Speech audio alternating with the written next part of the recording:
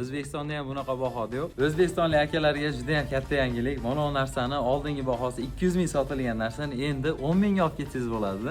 O'zbek puliga 10 mingga kim beradi bunaqa krossovkani? Qirg'izistonda va do'stlik oldida, chegaradan oldida biz El Magazin sizlar uchun 10 ming so'mdan qilib qo'yganmiz.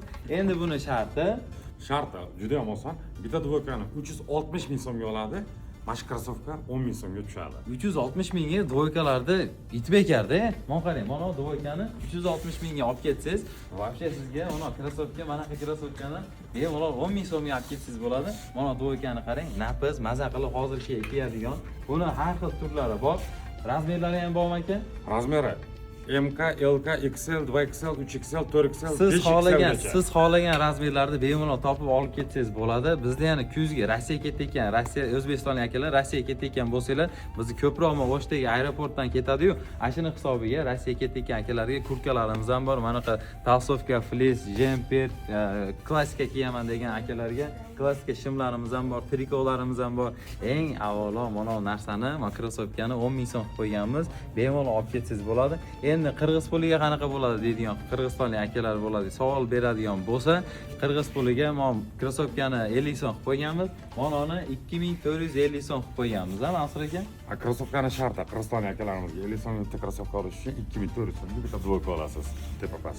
Dvoykani 2450 so'mga kim beradi? Hech kim bermaydi. Tim bolli bitta krossovkasi sovg'a. Prosta 50 so'mga olib ketsangiz bo'ladi-da.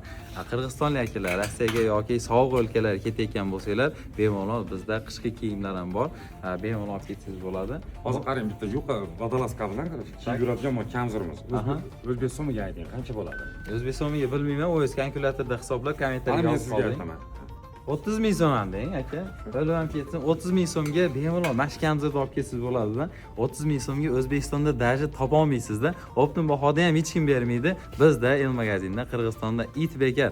Do'stlikdan o'tganda 100 metr yurgandan keyin o'ng qo'lga shunday burilganda soda bor-bori Sham.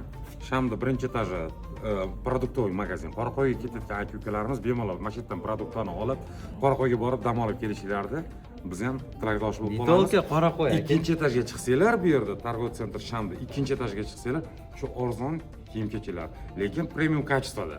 Vitolka Qoraqo'y bu Qirg'izistonni aylanaman deydigan akalarga ham prasdan polniy bosib ketsalar bo'ladi mashinada.